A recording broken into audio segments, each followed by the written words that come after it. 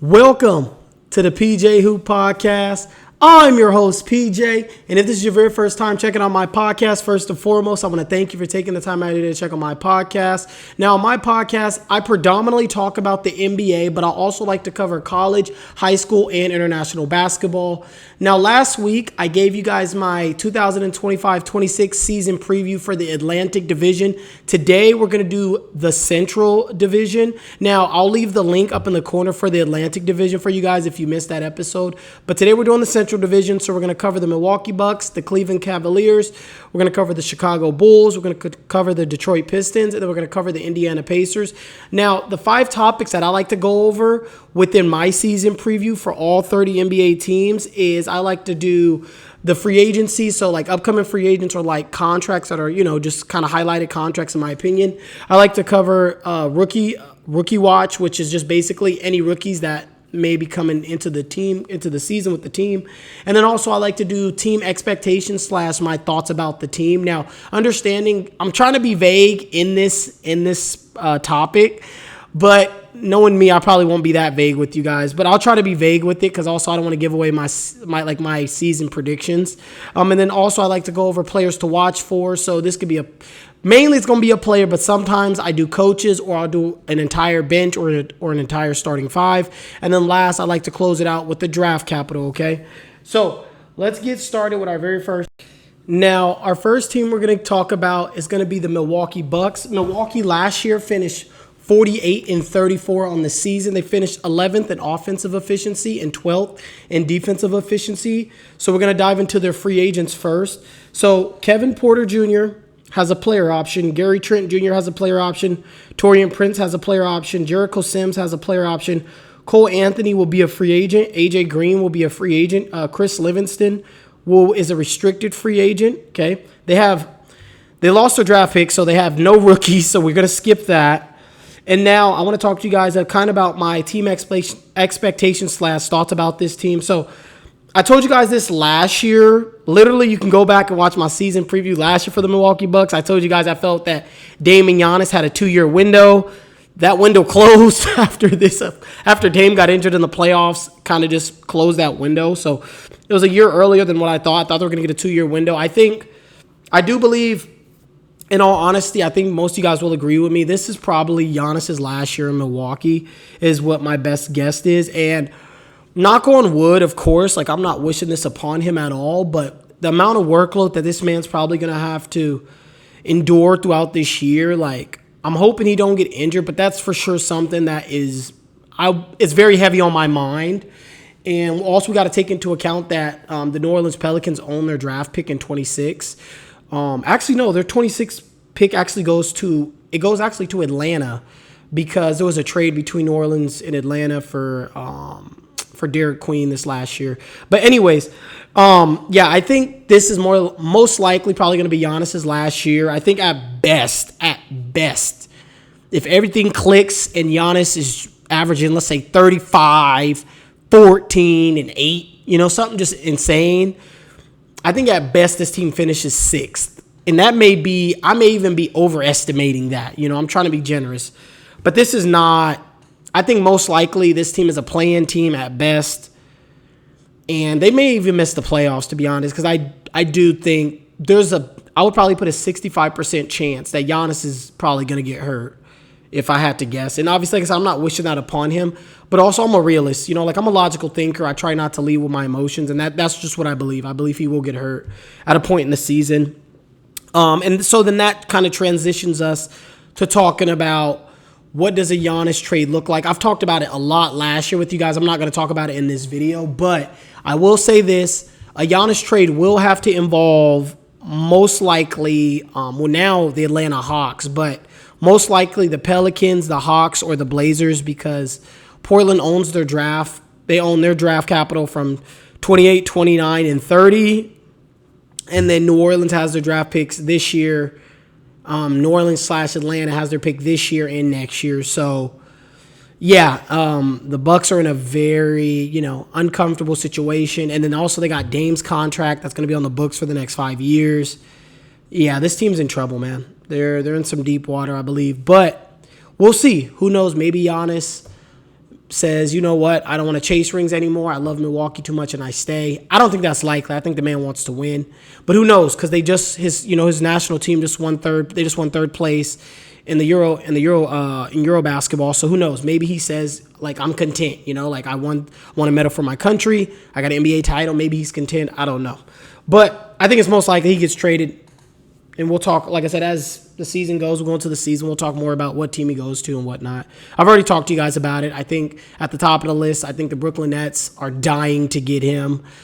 I think Houston wouldn't mind trying to grab him. OKC, I don't know if OKC would be interested in him, but they for sure got the assets to go get him if they want him. Another sneaky team that I wouldn't sleep on, Orlando Magic. Give Franz to Milwaukee, Giannis go to Orlando to play with Paolo. Ooh, that would be a duo. That would be a duo. Anyways, let's go to my players to watch. So my players to watch for is Giannis, starting off with Giannis, the most obvious one. And the only thing I want to say about him, and then we'll go to the next players, is I'm just going to be paying attention to how long and how much does he display his frustration with this team. That's what I'm very interested to see, and how much patience does he have with these players. Because Giannis obviously is a very fiery guy. He wants to win by all costs, by all means. And he's not afraid to get in people's face and voice and show his passion behind wanting to win. So that's for sure something I will be watching to see how does that work throughout the year. Another player is, I think a key player is Kevin Porter Jr. He had a pretty strong year coming off the bench for the Bucks last year, I believe. And I'm just wondering if he can somewhat get back to being somewhat of what he was in Houston. I think if he can get to 85%, 90% of what he was in Houston, I think that could fare very well for this team. Am I banking on it? No. But again, this is just something that I'll be watching for. And then lastly, I actually labeled this as the 25 and under group. So this is a plethora of players. This includes Cole Anthony, Tyler Smith, Chris Livingston, Andrew Jackson, Ryan Rollins. And can 3 of these dudes make a jump or provide a steady contribution? That is what I'll be looking out for within those group of players. Now, let's talk about their draft capital. So 2026, I just kind of told you guys. So they get the least favorable of the Bucks in New Orleans goes to Atlanta. So basically, Atlanta's going to get whatever pick is higher between the Bucks in New Orleans, if I remember correctly. 2027, it goes to either New Orleans or Atlanta. 2028, the Blazers have swap rights. 2029, it's going to go to either Portland or the Wizards, just depending, because Portland will get the most, like the draft pick that's the highest and the lowest between Milwaukee, Portland, and Boston. Portland will get 2 of those. You'll get the most, like the highest one and the lowest one, and then that middle one goes to the Wizards. So that's why it's like that. Really weird. And then 2030, Portland got swap rights again. And then 2031 and 2032, the Bucks finally have their draft picks back. Now, you guys let me know down in the comment section below, like, what are your expectations of this Bucks team going into this year? And what players on that team do you think really could, help Giannis the most? Was it any of the guys that I named? Or was it Miles Turner? Like, who do you guys think is on this team that could really help this Milwaukee Bucks team? You guys let me know down in the comment section below. The next team that I want to talk to you guys about is going to be the Cleveland Cavaliers. So Cleveland last year finished 64 and 18. They finished first in offensive efficiency and 8th in defensive efficiency. So now we'll talk about their free agents. Lonzo Ball has a player option. Dean Wade and Larry Nance both will be free agents. And then Craig Porter has a player option. The rookies on their team. They drafted my guy Tyrese Proctor from Duke. I'm a Duke fan, so shout out to Tyrese Proctor. I think Tyrese Proctor most likely, I think he's probably just going to be in the G League this upcoming year, which there's nothing wrong with that. Team expectations. Let's just go to team expectations next. I think that Lonzo Ball trade potentially could have the same impact as maybe like the Drew Holiday or the Alex Caruso trade did for the Thunder and for Boston, respectfully. This year is going to be, I think Lonzo potentially could get back to somewhat of what he once was, because this last year was his first year back and he didn't even play that many games. But now he'll have a full year under his belt to get his legs under him, get his reps in and whatnot. And also, I think Cleveland is I would say a fairly, they got a good enough amount of depth on their team where I think they can bring Lonzo along slowly, But if he's healthy around playoff time and this team is healthy around playoff time, I like it. Like I said, I think his impact, if the team's going to be healthy, I think it will be felt similar to Alex Caruso and Drew Holiday. And I don't know if people may have forgotten, but Lonzo, before the whole injuries, Lonzo was, I would say, one of the top 15 best perimeter defenders in basketball. And I'm probably being generous. He probably was like more close to the top 10. Lonzo was a really good on-ball defender. But anyways, I want to talk about also about them leaning more on Evan Mobley this year. I talked about this last year with you guys that I believe for Cleveland to get where they were going to go, it needed to be on the back of Evan Mobley. It couldn't be based on Donovan Mitchell, and I still feel the same about that. I think this upcoming year, continuing running more of the offense through Evan Mobley and leaning more on him, I would like to see his shot attempts climb again. Like I said all this literally last year to you guys, but I'm saying it again because I feel the same way. And this last year kind of just validated that even more for me. I think his shot attempts need to come up to at least probably about 16 to 17 a night. I would like to see him be the main person taking the most shots on the team, but I don't think that's going to happen. But I would love to see him and Donovan Mitchell to be about the same in shot attempts personally. Now, I think this is the very first year that they're in that championship or bust category for me personally. I said even last year, I said it before the season started last year, and I said a bunch of times throughout the year, you guys can go back and look, I said that I believe this team was a year away from really being in that echelon, that top echelon of being title contenders. This is that first year, in my opinion, for a multitude of reasons, mainly because of the growth of Evan Mobley, but also I think this team also playoff experience-wise finally, got their feet wet. It was Kenny Atkinson's first time in the playoffs with this group, with this team this last year. So, yes, this is the first year of, I would say, their championship window. I'll give it a 3-year window. I'll give them 3 years, okay? I didn't give you guys a window expand. I didn't give you guys a window for them last year, but this year, yeah, I'm saying this is a 3-year window. So they got this year, and then 2 more years, in my opinion, is their window to win a title. So, yeah, that's kind of where I'm putting them at.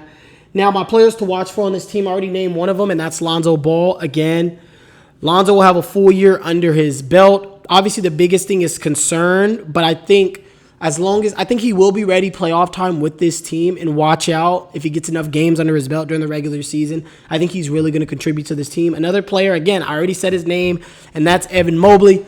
Evan Mobley taking another leap with this team and us turning on the games. And what I mean by that, taking a leap, it won't just be statistically, but turning on the game and knowing that I would say a majority of the time when they come down the court, the ball, Evan Mobley's touching the ball at least once to twice throughout the possession.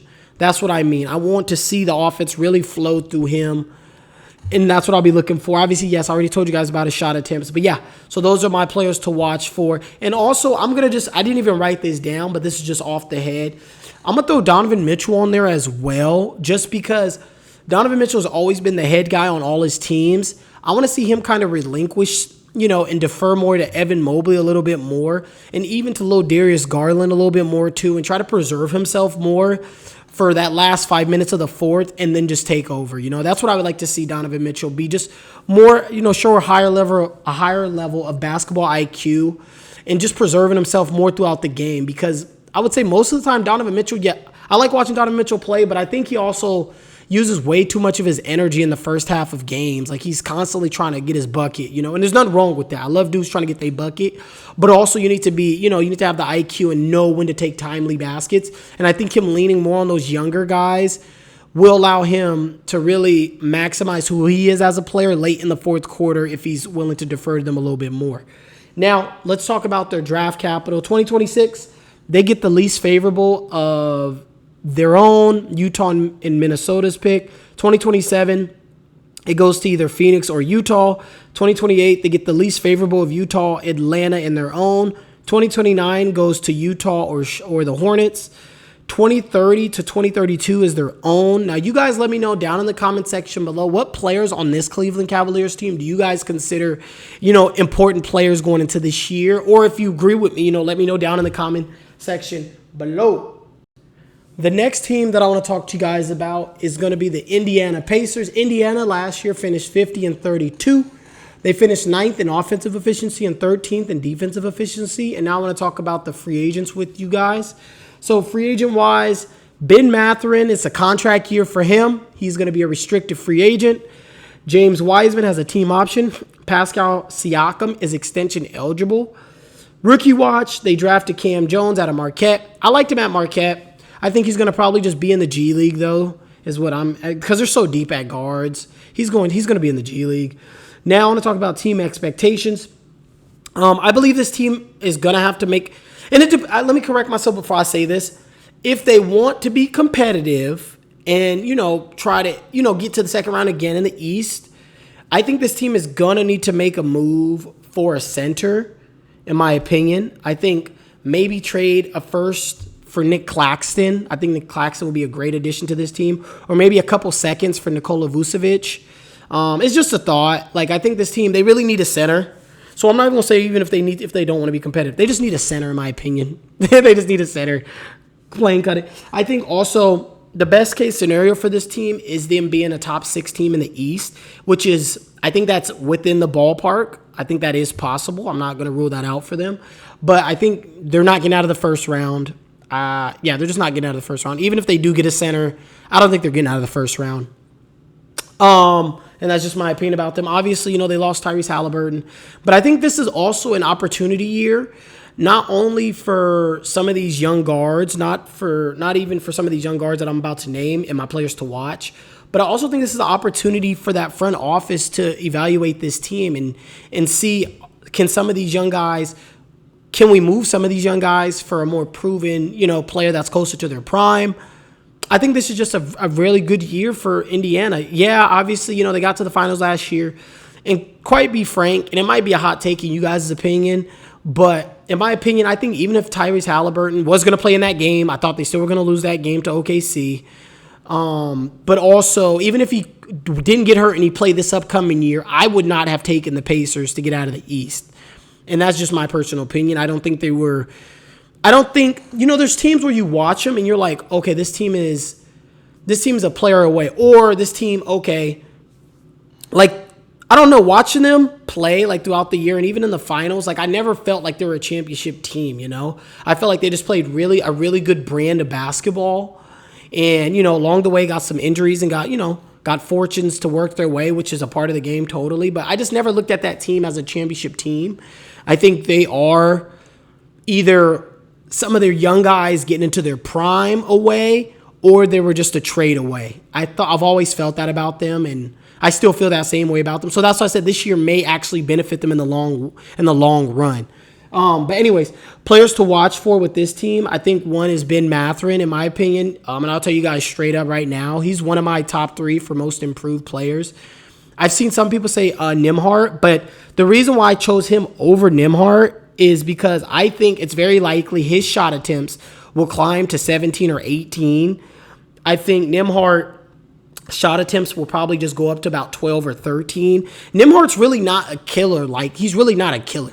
If we're keeping it a buck, he's not a killer. His play style's not, I'm trying to get a bucket, I'm trying to rip your heart out. Ben Mathurin got that in him. You watch Ben Mathurin, yes, when he has the ball in his hands, he does isolate everybody else around him. Okay, he does isolate the offense 1,000%. But one thing I know about Ben Mathurin, he's trying to get a bucket. Okay, there's no doubt about it, and that's why I liked him coming out of Arizona. Ben Mathurin is trying to get a bucket. So I for sure think his shot attempts are going to shoot up, and it's a contract year for him. He's for sure my top 3 for most improved. I don't know why everybody think it's Nembhard. I see why. Because Nembhard is more consistent than Ben Mathurin. I get that, and he's going to have the ball in his hands. But when Ben Mathurin gets the ball, he doesn't need to defer to Halliburton anymore. And truth be told, I think Ben Mathurin, his confidence, who he is as a player, and if you guys never watched his interview on draft night, I would recommend going back and watching that. But his interview on draft night, that's what really brought me into Ben Mathurin, was his confidence. I think Ben Mathurin thinks he's the best player on the Indiana Pacers, if I'm being real with you. Like, I cold-heartedly believe that in my heart of hearts. I think he thinks he's the best player on this team, and he's going into a contract year with the combination of him, no Halliburton in his way, and he's going to have to get the ball. They're going to need buckets. I think Ben Mathurin is going to have a great opportunity to win Most Improved, in my opinion. Now, the others on my players to watch for list, I actually I did a 24 and under list. So I think Ben Shepherd, Johnny Fury, Isaiah Jackson, Jarris Walker, they all will be counted on going into this year. If 2 or 3 of these players can contribute like consistently or even show growth, I think that could be huge for this team. And I believe that some of these guys will. If I'm being honest with you guys, I do believe some of these guys will. But I highlighted those players because I think those players are going to be very, very keen for that bench unit, really, since Ben Mathurin's going into the starting lineup. And you're not going to have Tyrese Halliburton setting up the pace and the rhythm of this team. Their offense is going to look a little different this year, and I think it's going to be paramount that they get contributions from some of these young guys that are 24 or younger. So that's why I put them there. Now, draft capital, they own all their draft picks from 26 to 32, and that's why I told you guys, why not, trade one or, maybe 2 of those draft picks and go get you a very valuable center.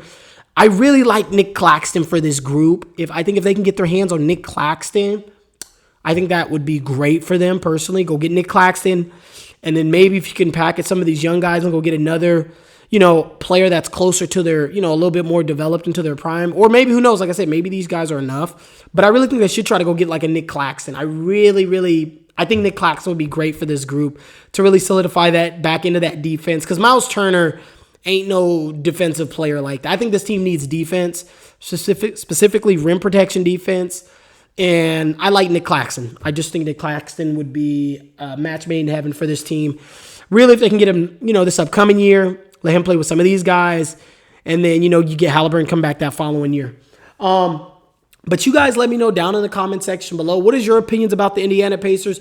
Do you guys think Ben Mathurin is more likely to win Most Improved, or do you guys like Andrew Nembhard? And why? Why do you like Nembhard, or why do you like Ben Mathurin? Let me know down in the comment section below. The next team that I want to talk to you guys about is the Chicago Bulls. Now, Chicago last year finished 39 and 43. They finished 20th in offensive efficiency and 18th in defensive efficiency. And they actually extended Josh Giddey. But now we'll go into the free agents. So free agent-wise, Kobe White is scheduled to be a free agent. Kevin Huerter is scheduled to be a free agent. Nikola Vucevic is scheduled to be a free agent. Zach Collins is going to be a free agent. Aya Dosunmu, he's going to be a free agent. Javon Carter is going to be a free agent. Dalen Terry is going to be a restricted free agent. They got Chicago's kind of getting ready to hit that reset button. Rookie watch. So they got Noah. They drafted Noah Ishige. What I expect of him is to have a similar but maybe a lesser version of a rookie year like Zachary Richiche is what I'm assuming. So, given solid defense, just doing a little bit of everything. I think probably either after or by the All-Star break, I think his minutes will increase because I think this team's going to offload some players. So, yeah, I expect probably second half of the year he'll get more minutes. I was fortunate enough I got to watch him last fall. They had he played for the ULM, and they played an exhibition game against the Portland Trailblazers, so I got to watch him live then. I knew about him before that, but it was kind of cool to watch him and Ben Sarif live. But yeah, I think he's an NBA player. So team expectations / thoughts. I think this team, I think it's clear based on what I just told you guys about all those free agents. I think they will probably be having a fire sale, maybe earlier in the year, depending on how their record's looking. But I for sure don't expect them to win no 39 games. So I don't know what the sports books got their games at, but they're going under. If it's 37, 38, take the under for sure. But yeah, I think for sure there's a fire sale getting ready to go on in this team.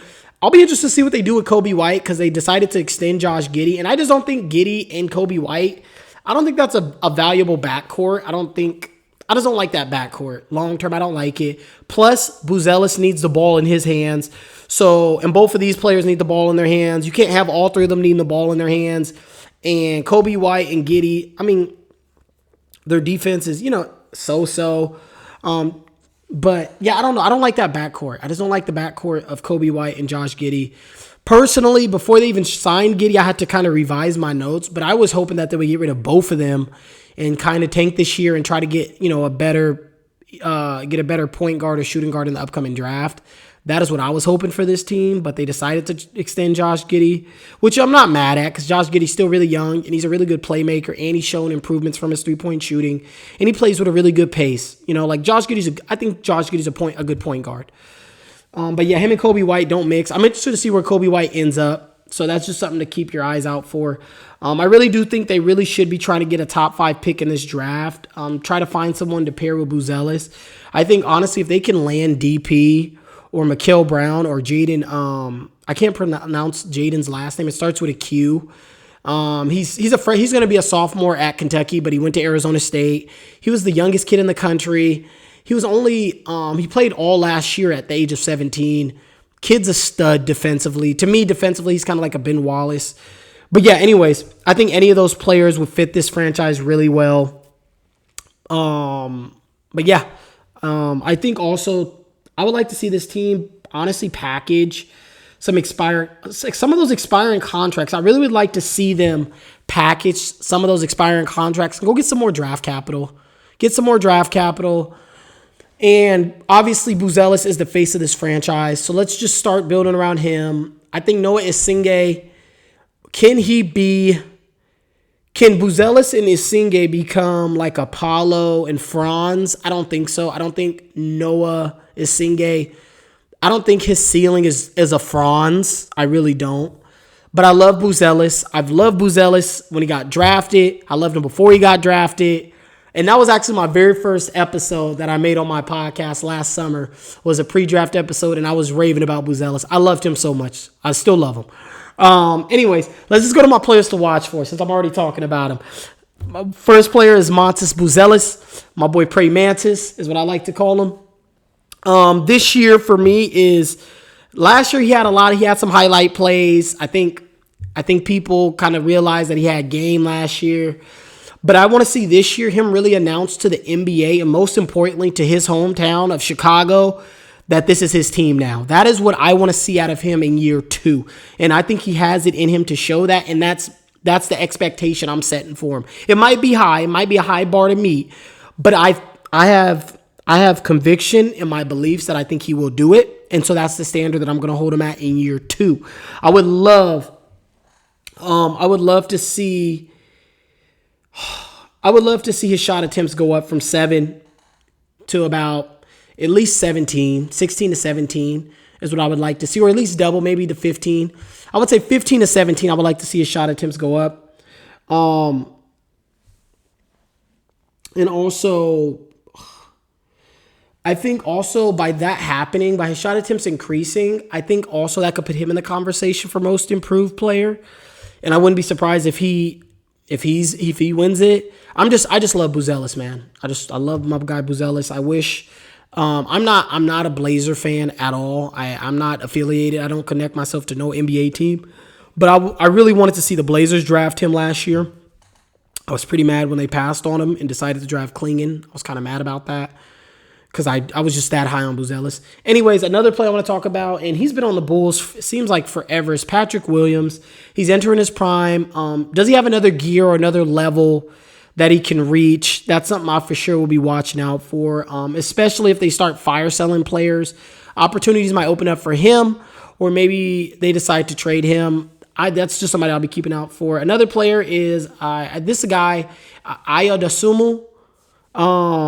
I think he's a diamond in the rough. I think he's the type of player that he just gives me that like rotational player on a championship team feel. Like that's just who he is to me. Like I think he's the type of player that I would love to see a contender try and go and grab him for maybe a 1-year rental. To me, like I said, he's a rotational player on a championship team. He just gives me that feel, like the contribution and the value he gives on the court just screams that to me. Like he could be a low-key grab for a team, and we could look back on it like, wow, that was a really sneaky good grab. So he's a player I'll be keeping my eyes out for this year.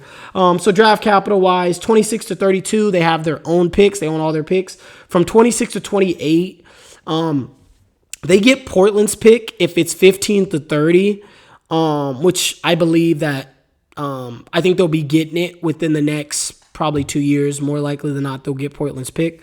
But yeah, so that's it for the Chicago Bulls. You guys let me know down in the comment section below. How do you guys feel about Josh Giddey's extension? Do you guys like him long-term with Buzelis and Noah? You guys let me know down in the comment section below. Now, the last team that I want to talk to you guys about is the Detroit Pistons. Detroit last year finished the season 44-38. They finished 16th in offensive efficiency, 11th in defensive efficiency. And I want to shout out my boy Shane. He's in the D right now. This is for you, my guy. So free agents. So they got Tobias Harris will be a free agent. Jaden Ivey, this is a contract year for Jaden Ivey. He'll be a restricted free agent this year. Same with Jalen Duren as well. He's a restricted free agent this year. Rookie watch, they have none. Team expectations / thoughts about this team.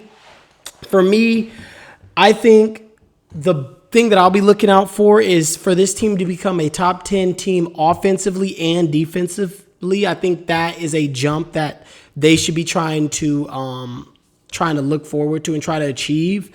Like I just told you guys last year, they finished 16th and 11th respectfully. So them becoming top 10, I don't think that's too much to ask for. And I think that's something that they should be trying to achieve as a team. I think playoff expectations too are not too high because I don't have high expectations for them playoff wise because I think Ivy needs to experience the playoffs first. But also him and Cade need to see how they work together in that environment.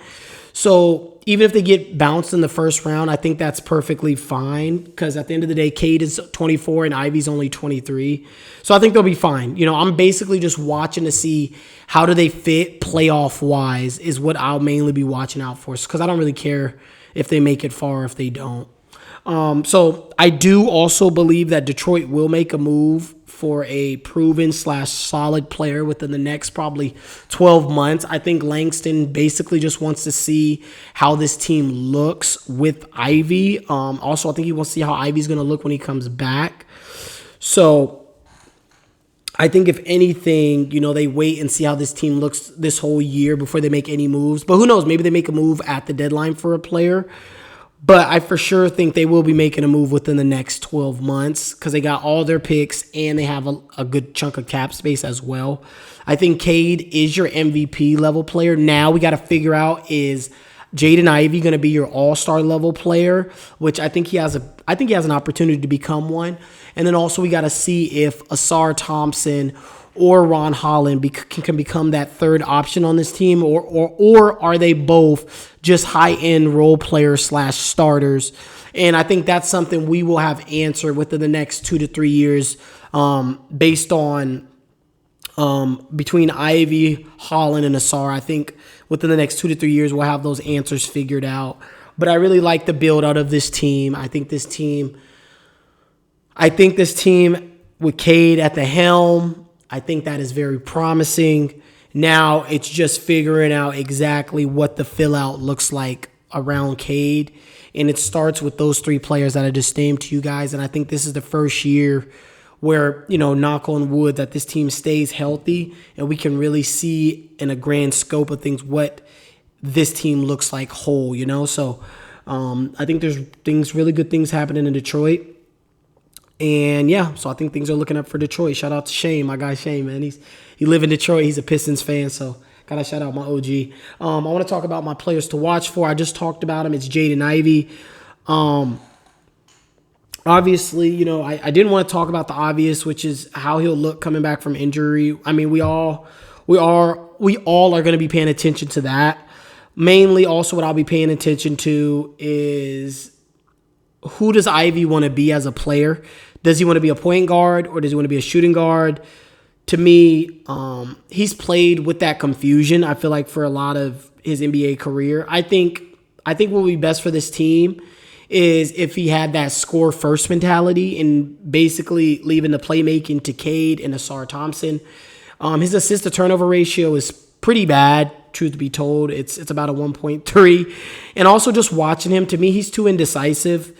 Way too indecisive for my liking. So I think him being the shooting guard and just focusing on trying to get a bucket, I think is what could benefit this team most. Another player that I think is kind of under the radar, and I'm very interested to see what happens with him, is Bobby Klintman.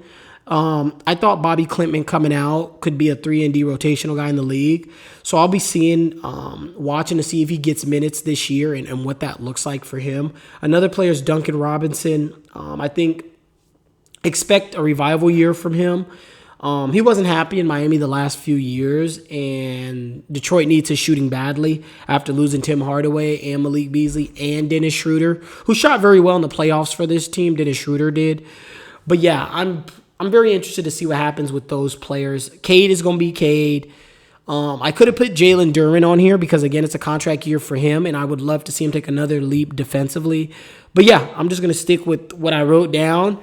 But, yeah, so draft capital-wise, from 26 to 32, they own all their picks. So much flexibility this team can go with.